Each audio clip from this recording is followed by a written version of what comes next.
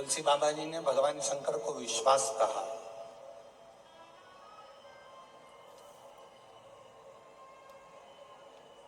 और तुलसी बाबा जी ने कहा कि जिसके हृदय में ये शिव रूपी विश्वास यदि आकर विराजमान हो जाता है, भगवान देवादिदेव महादेव रूपी विश्वास जिसके हृदय में आकर विराजमान हो जाता है, फिर उसको परमात्मा को ढूंढने के लिए नहीं जाना पड़ता। पंडाल की आवाज खोलो उधर।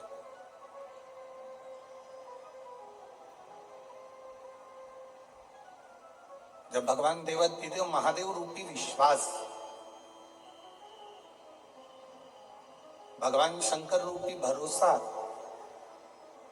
भगवान शिव रूपी विश्वास जब हमारे हृदय में आकर विराजमान हो जाता है, तो फिर मनुष्य को परमात्मा को ढूंढने नहीं जाना पड़ता।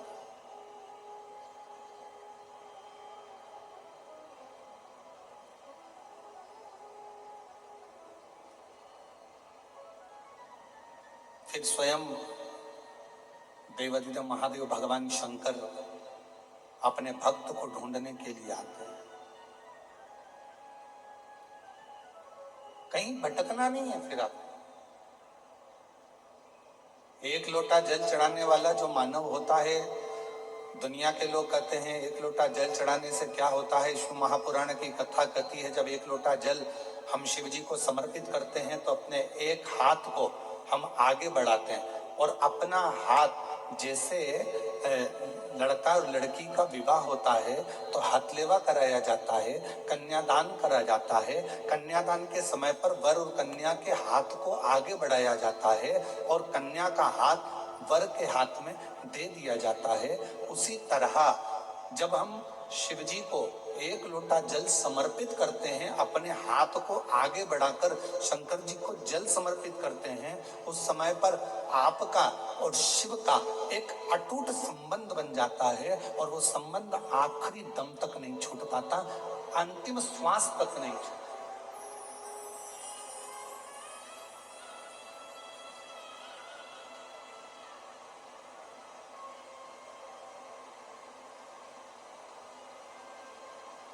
और वो संबंध फिर किसी व्यक्ति या विशेष से नहीं जुड़ा है।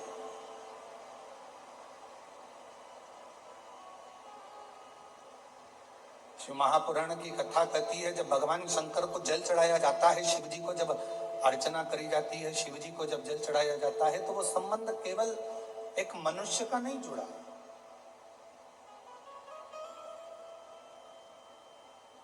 शिव जी को जल चढ़ाते समय वो संबंध स्वयं परमात्मा से जुड़ता।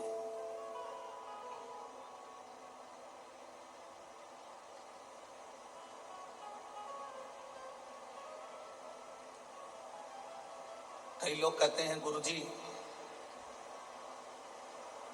क्या नारायण भगवान को भजने वाले को भगवान शंकर को भजना चाहिए? कई लोग कहते हैं, भगवान कृष्ण को भजने वाले को क्या भगवान शंकर को भजना चाहिए? कई लोग कहते हैं, भगवान शंकर को भजने वाले को क्या नारायण को भजना चाहिए? क्या भगवान कृष्ण को भजना चाहिए? मेरी जीजियों, मेरे जीजाओं, मेरी बेटियों बेटाओं, मेरी माताओं, मेरे भाई, अपनी चित्तवृत्ति में एक बात उतार कर रखिए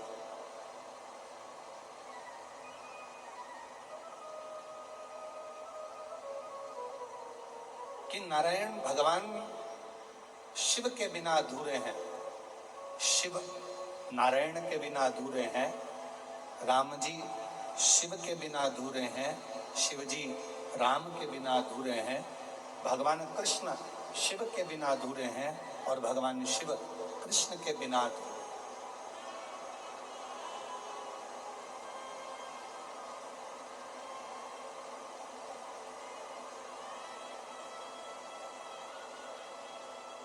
जो शिव को भजने वाला है वो नारायण को अवश्य भजे।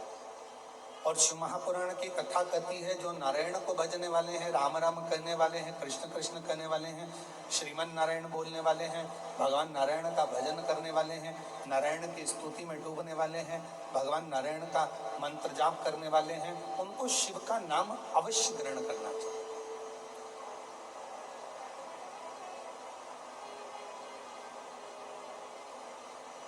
शिव के बिना नारायण सूने हैं और नारायण के बिना शिव सूने। और यहां तक हमारे शास्त्र कहते हैं, विष्णु पुराण में, कूर्म पुराण में, ब्रह्म वैवर्त पुराण में, स्कंद पुराण में, लिंग पुराण में, शिव पुराण में यहां तक वर्णन किया गया कि यदि कोई मानव, कोई मनुष्य, संसार में जन्म लेने वाला यदि कोई मानव अगर राम और शिव में भेद करते हैं, नारायण और शिव में भेद करते हैं, शिव और नारायण में भेद करते हैं, तो उनको बार बार मृत्यु लोक में जन्म लेना पड़ता है और बार बार 84 लाख योनियां काटना पड़ती है, पर उनकी गति नहीं हो पाती।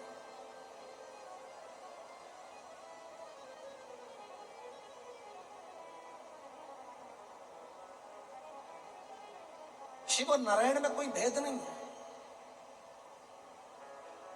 जरा विचार करिए, तिरुमाला में विराजमान मेरे वेंकटेश भगवान,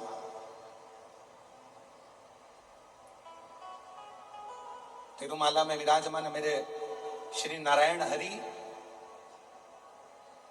जब इस भूमंडल पर मृत्यु लोक में आए, क्योंकि मेरे भगवान नारायण का तो स्थान स्वर्ग है, वैकुंठ है। ब्रह्मा जी ब्रह्म लोक में हैं, भगवान विष्णु वैकुंठ लोक में हैं और मेरे भगवान शंकर मृत्यु लोक में।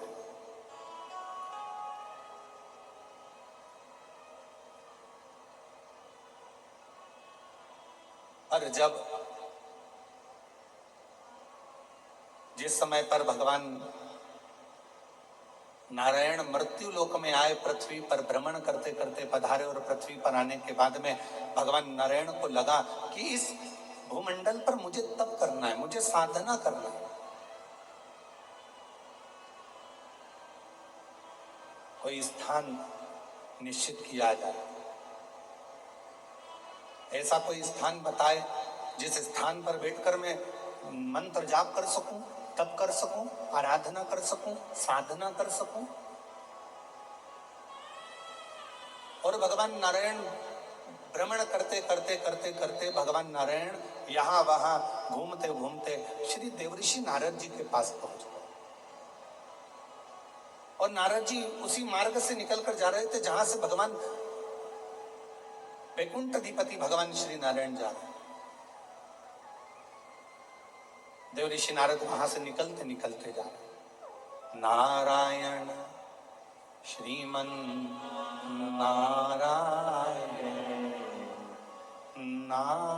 नारायण श्रीमन नारायण, नारायण श्रीमन नारायण, नारायण श्रीमन नारायण, लक्ष्मी नारायण सत्यनारायण,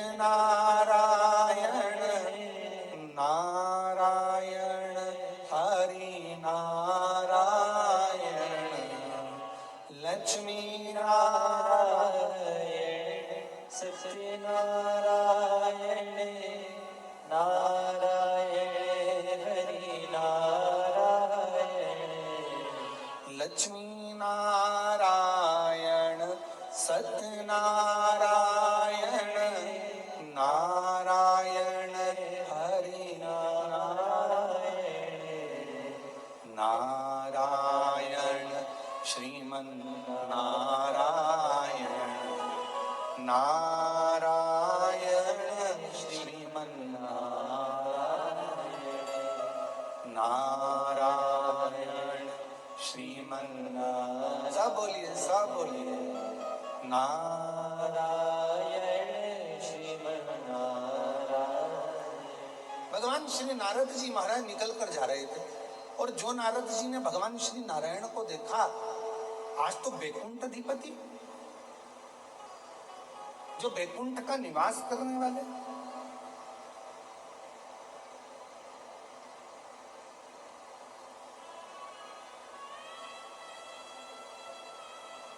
स्वयं बैकुंठ में रहने वाले आज बैकुंठ अधिपति इस भूमंडल पर भ्रमण कर रहे हैं।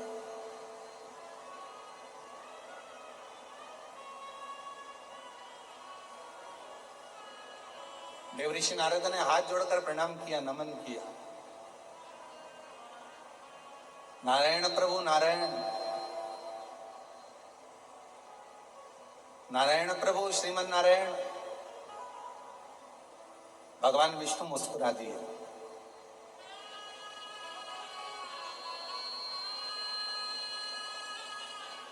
और भगवान विष्णु जैसे मुस्कुराए तो देवऋषि नारद के चेहरे पर भी हंसी आई।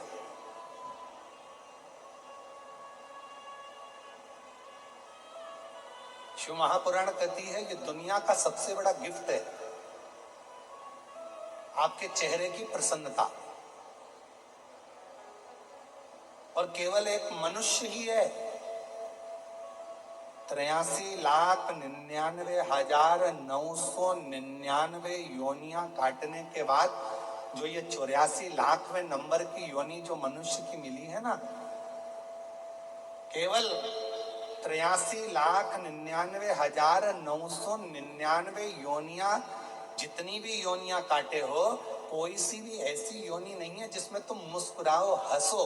केवल एक योनि है और वो है मनुष्य की योनि। ये मानव की योनि 84,00,000वें नंबर की योनि ऐसी है, इस योनि में ही मनुष्य केवल मुस्कुराता है।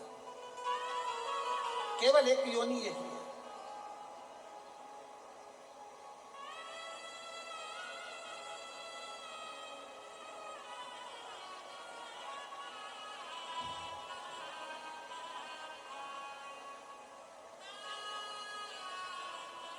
ब्रज गोपाल भैया, हम आपकी एक बात कहना चाहेंगे हैदराबाद के इस पवित्र प्रांगण में कथा के। कल हम जब आ रहे थे तो सभी लोग अपना अपना सुना रहे थे गाड़ी के अंदर कि गुरुजी इतना पानी गिर रहा है, ऐसा पानी गिर रहा है, कीचड़ हो गया, पानी भरा गया।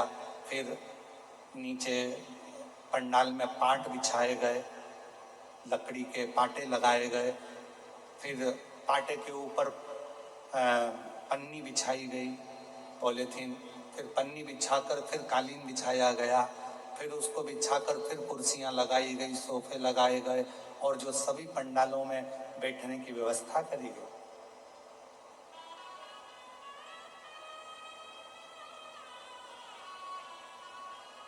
तो फिर हमने सबकी बात सुनते सुनते आखिरी में हमने पूछा कि ये बताओ कि ये सब तो हो रहा था, पर ब्रज गोपाल भैया के चेहरे पर हंसी थी कि नहीं, ये बताओ पहले, मुस्कुराहट थी कि नहीं। तो जितने लोग हमारे पास में बैठे थे वो सब बोले, कहने लगे हमें तो ऐसा लग रहा था कि इनको कोई फर्क ही नहीं पड़ रहा था। इनके चेहरे पर स्माइल थी, प्रसन्नता थी। ऐसा लग रहा था कि कथा मैं नहीं करा रहा हूं, कथा तो स्वयं देवाधिदेव महादेव करा रहे हैं, तो मुझे चिंता करने की जरूरत नहीं, मुझे चिंता करने की जरूरत नहीं। तो हम ब्रज गोपाल भी आपको ये कहना चाहेंगे कि ये शिव की बड़ी कृपा है। जब व्यक्ति के चेहरे पर अगर स्माइल आ जाए ना, मुस्कुराहट आ जाए, तो समझ लेना कि तुम साधारण नहीं हो। तुम्हारे चेहरे पर जैसे ही स्माइल आती है ना, प्रसन्नता आती है ना, समझ लेना शंकर जी ने आज तुम्हारे चेहरे पर सिग्नेचर करा है, इसलिए शिव जी तुम्हारे को प्रसन्नता दे रहे हैं, आनंदता दे। और कई कई घरों में तो बड़ी विचित्र बात रह जाती है, घर में एक ना एक, हमसे पूछा किसी ने, क्यों गुरुजी पहले के समय में, दशरथ जी के समय में एक गुस्सा करने के लिए, क्रोध करने के लिए कोप भवन होता था जिसमें माता कैकेयी क्रोध करती थी। क्यों गुरुजी आजकल इतने बड़े बड़े बंगले बनते हैं, इतने बड़े बड़े मल्टियां बनती है, इतने बड़े बड़े फ्लैट बनते हैं, इसमें अलग से गुस्सा करने के लिए कोई भवन नहीं बनता, कोई कमरा नहीं बनता? हमने कहा बनाने की जरूरत नहीं पड़ती, पूरा घर ही कोप भवन हो जाता है। कभी सास इधर उठी रहती है, कभी बहू उधर उठी रहती है।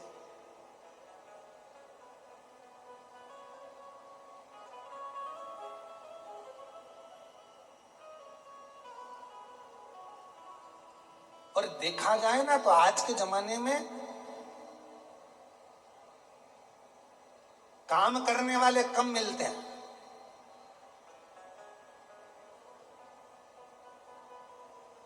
आज के जमाने में फैक्ट्री में काम करने वाले कम मिलेंगे, घर में काम करने वाले कम मिलेंगे, दुकान पर काम करने वाले कम मिलेंगे, पर जितने भी मिलेंगे काम करने वाले कम मिलेंगे, पर कान भरने वाले ज्यादा मिलेंगे। जितने मिलेंगे, झाड़ू लगाते लगाते एक भाई अगर काम भी कर रही, झाड़ू भी लगा रही ना, तो धीरे धीरे फुसुर फुसुर कान भरती जाती है। देख लो, वो तुम्हारी बाजू वाली है ना, झाड़ू लगा रही है, और झाड़ू लगा तुम्हारी बाजू वाली है ना, वो ऐसा कर रही थी। अब बता, सेठानी को कहना चाहिए तू काम कर कि कान भर।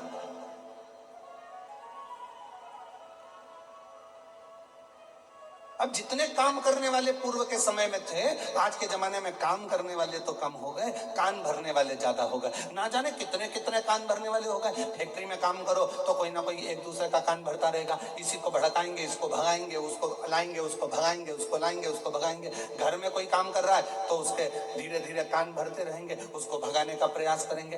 काम करने वाला काम नहीं कर पाता, दिन भर बैठकर केवल कान भरा करता है। शिव महापुराण की कथा में स्वयं शंकर भगवान माता पार्वती जी से कहते हैं, हे पार्वती, चल मैं तुझे अमरनाथ की गुफा में लेकर चलता हूं।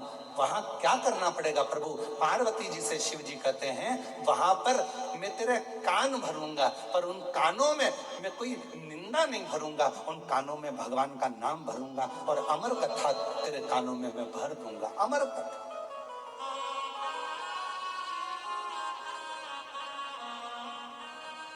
और वो अमर कथा भरूंगा जिस अमर कथा को श्रवण करने के बाद फिर तुझे जन्म नहीं लेना पड़े। माता सती ने भी अमर कथा सुनने का प्रयास किया। कुंभज बाबा के आश्रम में जाकर, अगस्त ऋषि के आश्रम में पहुंचकर भगवान शंकर सती जी को कथा सुनाने के लिए लेकर गए। माता उमा जब भगवान महेश के साथ में विराजमान हुई, जब माता उमा महेश भगवान के साथ में विराजमान हुई, जिससे महेश्वरी समाज की उत्पत्ति हुई, उस समय पर भी भगवान महेश ने माता उमा को अमर कथा सुनाने का प्रयास किया। माता कात्यायनी को, माता कुचमंडा को, माता स्कंदा को, माँ कालरात्रि को, माता महागौरी को, ऐसा कोई माता का अवतार नहीं हुआ जिसमें भगवान शंकर ने माँ पार्वती जी को जो अन्य रूप में आई उनमें उन्होंने अमर कथा सुनाने का प्रयास नहीं किया।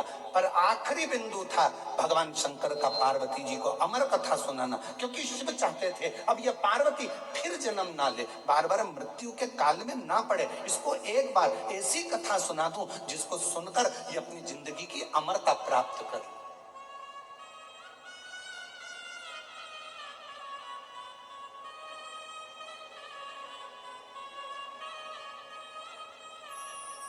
और मेरे बाबा सुना दो ऐसी कथा जिसे सुनकर मैं भी अमर हो। भोलेनाथ सुना दो ऐसी कथा जिसे सुनकर मैं भी अमर हो।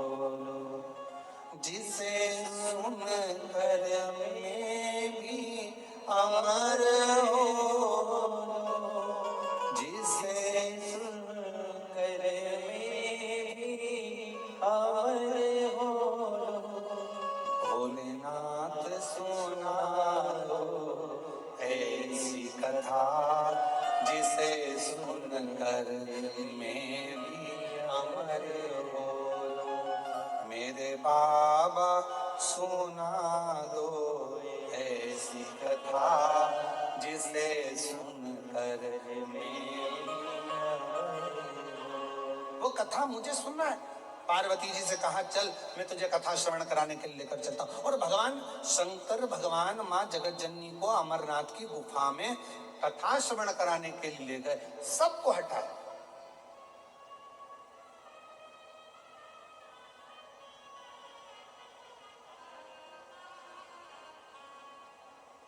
मां गंगा जी को भी बाहर छोड़ा, चंद्रदेव को भी बाहर छोड़ा, सर्पदेव को बाहर छोड़ा, डमरू को बाहर छोड़ा, सबको बाहर छोड़कर अमरनाथ की गुफा में जब कथा श्रवण कराने के लिए बैठे, पार्वती जी के हाथ में त्रिशूल दे दिया, ले त्रिशूल और जाओ पार्वती जी, अगर कोई कथा सुनने के लिए बैठा हो तो उसको वहां से हटाया। ये कथा मैं केवल तुम्हें श्रवण कराना चाहता हूं, तुम्हें सुनाने का कारण क्या है? केवल पार्वती जी को कथा, पार्वती जी केवल मैं तुम्हें कथा सुनाना चाहता हूं।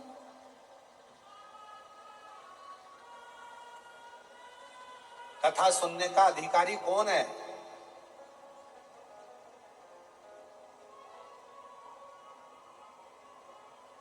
है मेरी हैदराबाद की जीजियों और मेरे हैदराबाद के जीजाओं, शिव महापुराण की कथा किसको सुनने को मिलती है? स्वयं माता पार्वती जी ने शिव जी से पूछा था ये सवाल कि आपकी शिव महापुराण की कथा सुनने का अधिकारी कौन है? तो कहा जिसने अपनी जिंदगी में, अपने जीवन एक बार भी मुझे दिल से पुकारा होता है, शिव जी कहते हैं उसको मृत्यु लोक में, मनुष्य देह में एक बार शिव महापुराण की कथा श्रवण करने का मौका जरूर मिलता है और फिर संसार सागर में उसका पुनर्जन्म नहीं होता।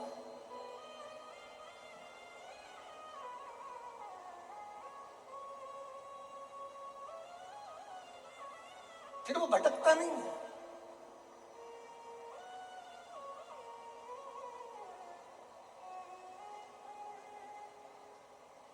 एक विश्वास के साथ जब हम शिव महापुराण की कथा को, पार्वती जी ने हाथ में त्रिशूल लेकर कथा को श्रवण करना चाहा, कथा सुनने के लिए मां जगतजननी बैठ भी गई, कथा चालू भी हो गई और कथा में मन भी लग गया। पार्वती जी का ऐसा नहीं कि चित्त नहीं लगा, हृदय लगा उनका कथा श्रवण करने।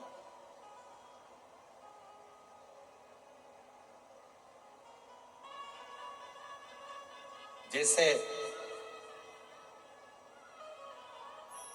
भगवान नारायण मुस्कुराए और उनके मुस्कुराने पर ही भगवान देवऋषि नारद के चेहरे पर भी मुस्कुराहट आ गई, हंसी आ गई।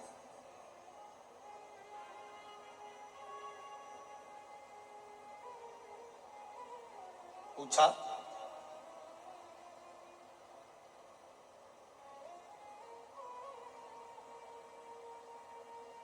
देवऋषि नारद जी ने पूछ लिया भगवान नारायण से, प्रभु आज बैकुंठ छोड़कर मृत्यु लोक में आए हो, पृथ्वी पर भ्रमण कर रहे हो, क्यों, किस लिए? भगवान नारायण ने कहा कि मुझे इस पृथ्वी पर तप कर, साधना कर। तो भूमि कौन सी चुनी जाए?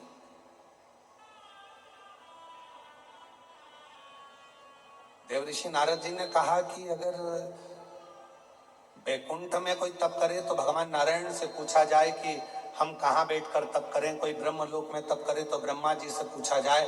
और पृथ्वी का देवता, मृत्यु लोक का अगर कोई देव है, ब्रह्मा ब्रह्मलोक के देवता हैं, भगवान विष्णु बैकुंठ के देवता हैं, पर मृत्यु लोक का अगर कोई देव है तो वो देवाधिदेव महादेव है। बोल बम का नारा है, आवाज नहीं आई, जरा दमदारी से बोलो, बोल बम का नारा है, सारी समस्या का हल, हर हर।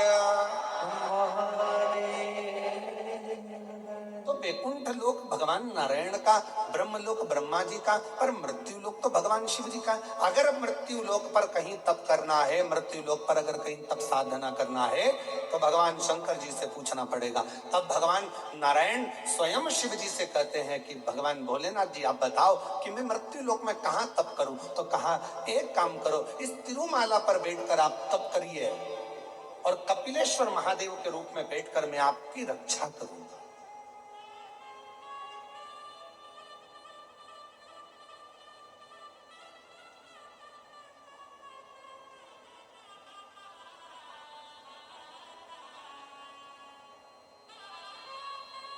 आप देखो तिरुमाला के शिखर पर भगवान नारायण बैठकर कपिलेश्वर महादेव के रूप में भगवान स्वयं शिव विराजमान हो गए। भगवान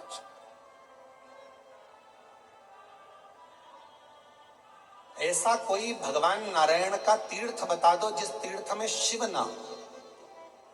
बद्रीनाथ जाएंगे, केदारनाथ जी हैं।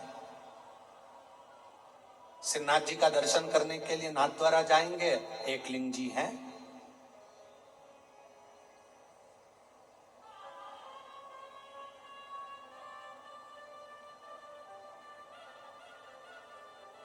जगन्नाथ जी जाएंगे, महाबलेश्वर है। ऐसा कोई तीर्थ, द्वारका जी जाएंगे, नागेश्वर सोमनाथ जी हैं। मेरे नारायण भगवान शिव के बिना नहीं और शिव नारायण के बिना नहीं। पर संसार के लोगों ने भेद कर दिया बहुत। हम नारायण वाले हम शंकर जी का नाम नहीं लेंगे, हम कृष्ण वाले हम शिव जी का नाम नहीं लेंगे, हम शिव वाले हम नारायण का नाम नहीं लेंगे। पर शिव महापुराण की कथा कहती है कभी भेद ना करिए। देवताओं में सीधी सीधी सी एक बात है, गुलाब जामुन खाओगे भी तो पेट में जाएगी, बर्फी खाओगे तो पेट में जाएगी, जलेबी खाओगे तो पेट में जाएगी। अलग से पेट के अंदर कोई डिपार्टमेंट नहीं है कि गुलाब जामुन इधर जाएगी और जलेबी इधर जाएगी।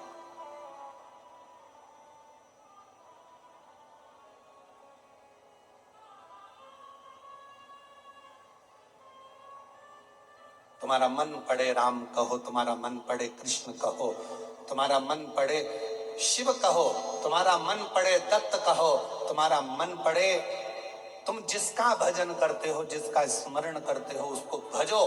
पर इतना जरूर याद रखो, शिव महापुराण की कथा कहती है कि विश्वास के साथ में भजो, भरोसे के साथ।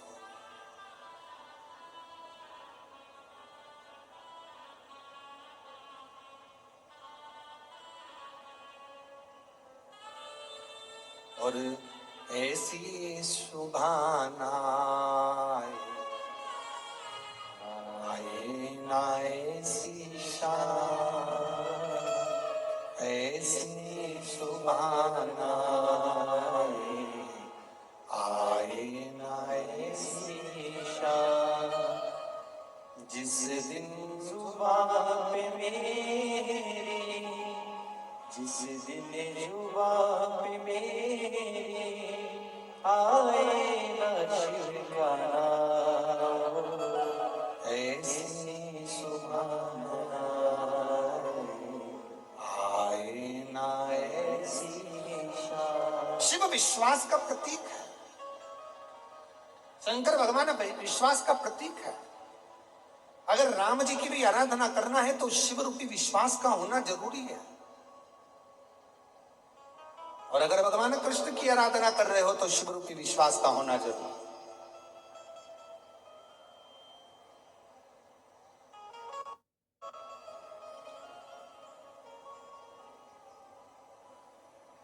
ये भूतड़ा परिवार में हमारा दूसरी बार आगमन हुआ है। पहले जब स्वर्गीय श्री रामनिवास जी भूतड़ा जी थे, स्वर्गीय श्रीमती शकुंतला देवी जी भूतड़ा जी थी,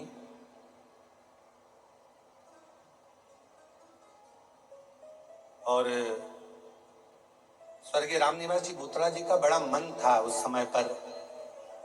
उस समय शरीर में थोड़ा उन्हें कष्ट भी था, रोग ग्रसित था थोड़ा सा, पर उनका बड़ा मन था। तो उन्होंने उस समय पर अपनी धर्मपत्नी श्रीमती शकुंतला देवी जी से कहा कि सियोर वाला महाराज की कथा सुनना है शिव को।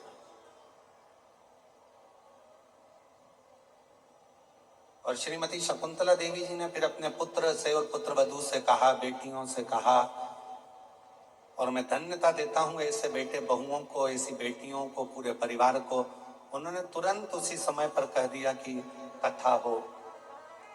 अब शरीर कष्ट था तो बड़ा विशाल पंडाल या विशाल रूप में उस कथा का आयोजन नहीं किया गया, घर पर ही एक पंडाल लगाकर उस कथा का दिव्य और भव्य आयोजन किया। और उस समय पर लग रहा था कि इतनी विशाल शिव महापुराणों को गागर में सागर को समाहित किया गया।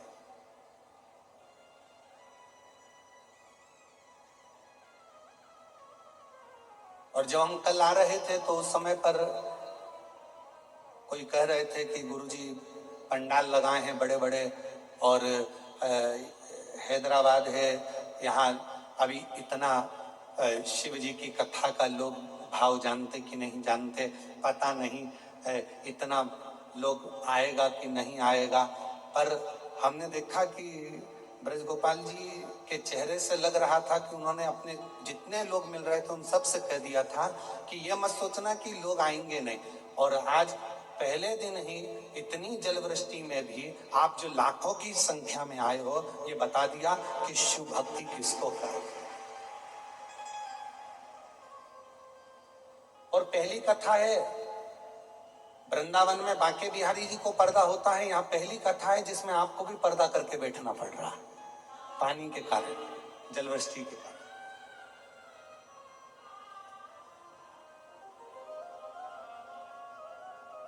शिव कथा है, आप जितने विश्वास से श्रवण करेंगे, जितने भरोसे से सुनेंगे, क्या देगा मेरा भोले बाबा ये हम नहीं जानते, पर इतना जरूर है कि वो खाली हाथ तो नहीं भेजे।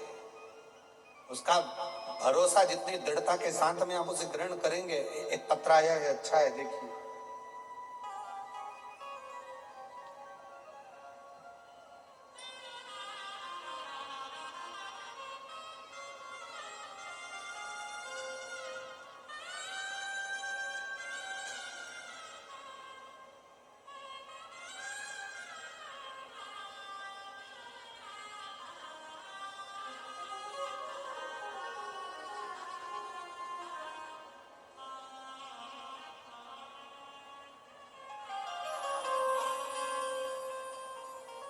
मेरा नाम प्रिया बलिया है।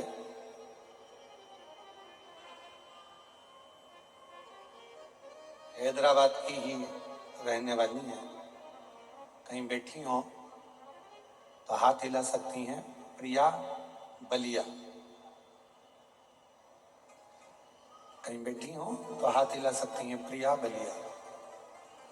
और अगर बैठी हो तो एक बेलपत्र लेने के लिए आ सकती हैं। मैं भोले बाबा का क्या बखान करूं। पत्र एलईडी पर चल रहा है, आस्था चैनल पर और एलईडी पर पत्र चल रहा है, आप हमारे साथ में पढ़ सकते हैं। मैं भोलेनाथ में आपका बखान कैसे करूं, मेरे पास कोई शब्द नहीं है। 2021 से मेरे पास कोई नौकरी नहीं थी, सब लोग मुझे हीन नजर से देखते थे। उसके बाद मैंने एक दिन आपकी कथा के बारे में सुना और एक लोटे जल के महत्व के बारे में सुना। उस दिन से मैंने रोज एक लोटा शिवलिंग पे जल चढ़ाना शुरू कर दिया और पढ़ाई भी करने लगी। और भोलेनाथ आपकी कृपा से मेरी 2023 में बैंक में सरकारी नौकरी लग गई। मैं आज बाबा को यहाँ धन्यवाद देने के लिए आए, बाबा को प्रणाम करने के लिए।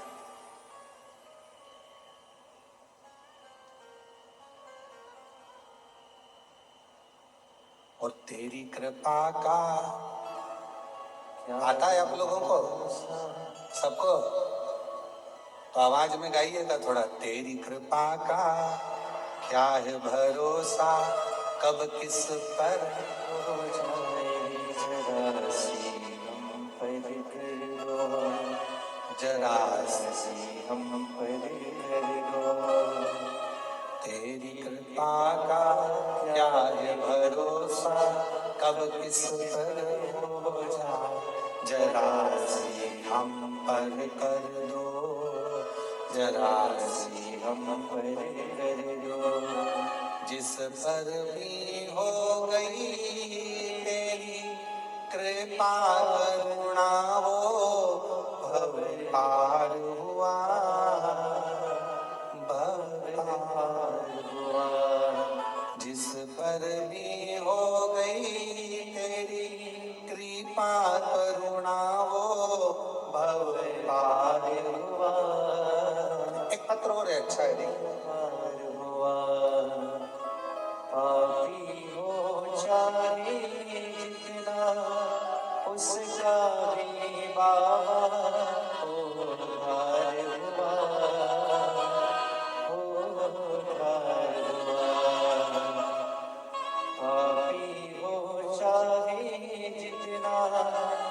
उसका भी बाबा उद्धार हुआ, उद्धार हुआ। मैं भारती बाई हैदराबाद के कौन सा, आप लोग जरा पढ़ के बताओ क्या लिखा है। मैं भारती बाई हैदराबाद के हैं धूलपेट, सही बोले हम?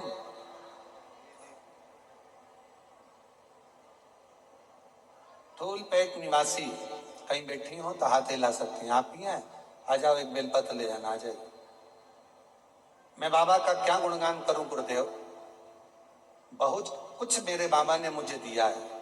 मेरे पति की तबीयत बहुत खराब हो गई थी, डॉक्टरों के हिसाब से ठीक नहीं थे, पर बाबा पर एक लोटा जल चढ़ाते चढ़ाते आज बाबा की कृपा से मेरे पति पूर्ण रूप से स्वस्थ हो गए और कोई बड़ी गंभीर बीमारी बाबा ने हटा दी। शिव कृपा किसको कहते हैं?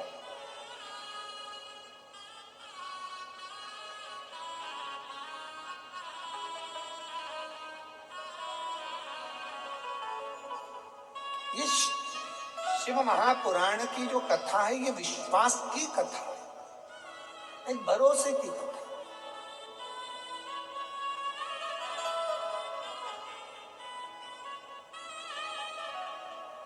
आप जितना जितना भरोसे के साथ शिव महापुराण की कथा को श्रवण कर रहे हो,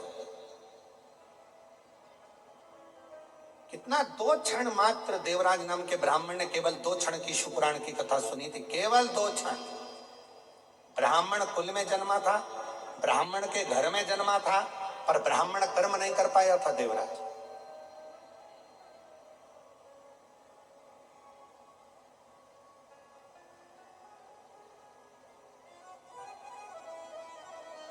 घर में अच्छी पत्नी थी, अच्छे बच्चे थे देवराज के घर में, पर एक पर स्त्री का संग मिल गया उसको।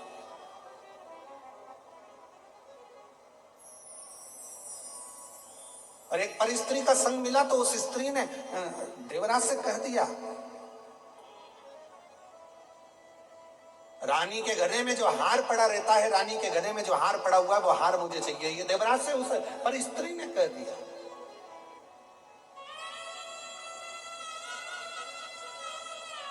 एक गलत नारी का संग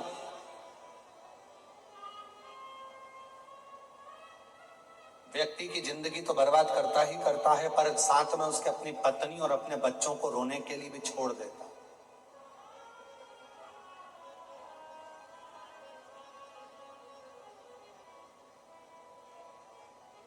इसीलिए शायद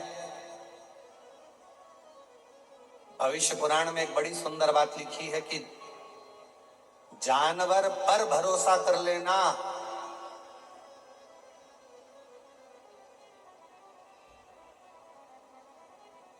सांप के जहरीले दांत निकाल लिए जाएं तो सांप पर भरोसा कर लेना।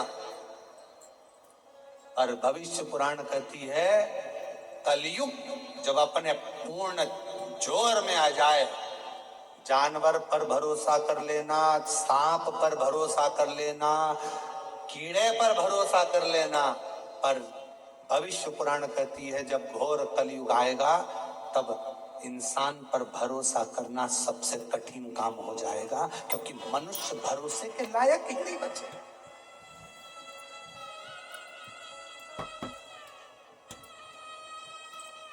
भरोसे के लायक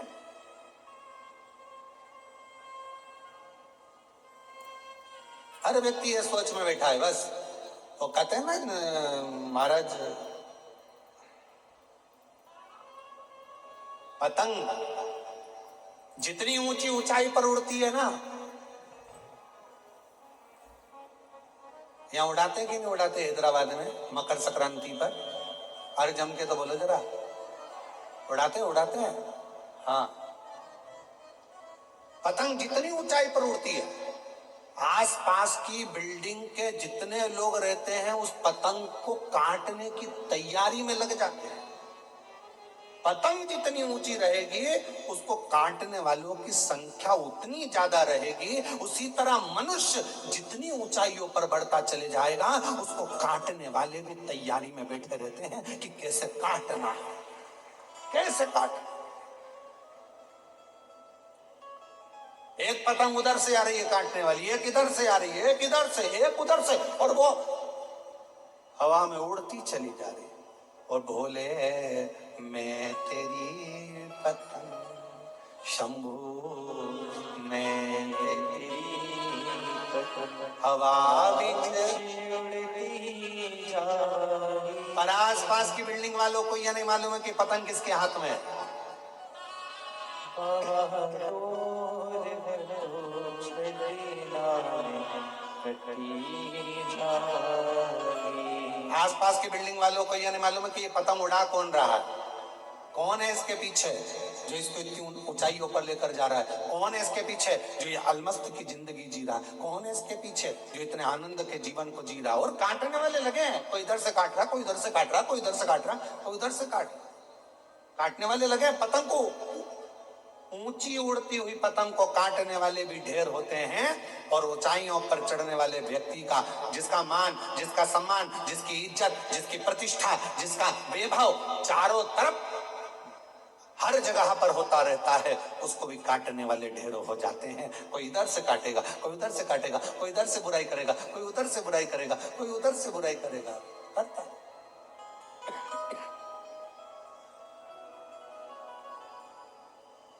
और भोले मैं तेरी शंभू मैं तेरी हवा उड़ती जाही। बाबा डोर कटी जाही। शंभू मैं तेरी। शिव कथा कर रही है, भगवान शंकर का चरित्र कर रहा है। देवराज नाम का ब्राह्मण अच्छी संगत में था, परिवार भी अच्छा था, पत्नी भी अच्छी थी, बच्चे भी अच्छे थे, पर एक ऐसी परिस्त्री मिल गई जिसने बच्चों से भी दूर कर दिया, पत्नी से भी दूर कर दिया, माता पिता से भी दूर कर दिया, रिश्ते नातों से भी दूर कर दिया। उसने उस परिस्त्री ने ना जाने उस स्त्री ने किस तरह से उस देवराज को अपना बना लिया। अब देवराज से कहती कि मुझे ये ला कर दो, देवराज वो ला कर देता। देवराज मुझे ये ला कर दो, वो ला कर देता। देवराज रानी के गले में जो हार पड़ा है वो मुझे ला कर दो, तो देवराज चोरी करने चले गया और चोरी कर कर देवराज रानी के गले का हार लेकर आ रहा था। पीछे दूत लगे हुए थे राजा के। चोरी का धन लेकर कहां जाए, एक शंकर के मंदिर में चला गया। बहुत शरीर में ताप हो रहा था, बुखार पड़ रहा था, बहुत धूज रहा था, उसका शरीर कंपन हो रहा था और शरीर में ठंड लगने के कारण वो शिव के मंदिर में पहुंच गया, शंकर के मंदिर।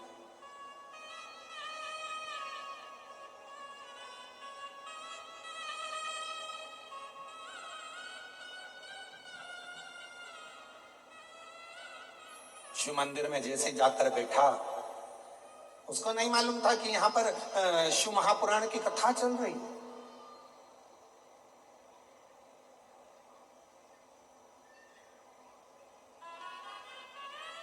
आज जब पहले दिन की कथा हो जाएगी ना,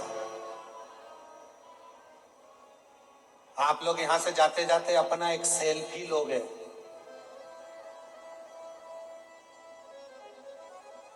और फिर स्टेटस पे लगाओगे शिव महापुराण की कथा अपने भाग्य नगर में शमशाबाद में प्रारंभ हुई। भूतड़ा परिवार मुख्य यजमान और भाग्य नगर का भाग्य चेत गया, स्टेटस लगाया। और तो जैसे स्टेटस 4 लोग देखेंगे तो उसने क्या तूने बताया नहीं, बस सीहोर वाला महाराज आया था, कथा चल रही है। अब इतनी दूर सीहोर तो नहीं जा सकते, ना जाने कहाँ कहाँ कथा होती है, इतनी इतनी दूर नहीं जा सकते, पर अपने शमशाबाद में, अपने हैदराबाद में हो रही है, मालूम नहीं पड़ा। और आज पहला दिन निकल गया।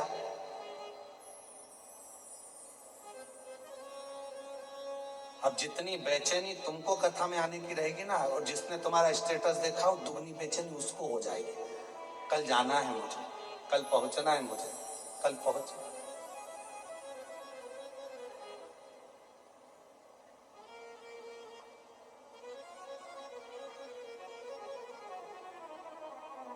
अच्छा, ऐसा नहीं है कि बेचैनी तुमको नहीं हुई।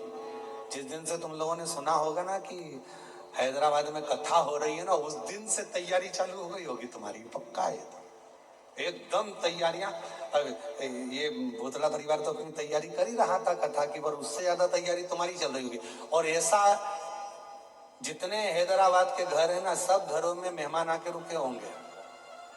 जीजी, काका, बुआ, तुम भी आ जाओ, तुम भी आ जाओ, कथा चालू हो रही है, चलेंगे, सुनेंगे, आनंद लेंगे, कथा का रस तत्व ग्रहण करेंगे। और सबसे ज्यादा टेंशन होगा पास का। अब भूतड़ा जी के रिश्तेदारों को, फिर रिश्तेदारों के रिश्तेदार, फिर रिश्तेदार के रिश्तेदार, फिर रिश्तेदार के रिश्तेदार। क्यों, तुम्हारी पहचान है क्या? हाँ, आपने तो बाजू में, बिल्कुल बाजू में। अच्छा ठीक है, जरा देखो ना पास वगैरह मिल जाए।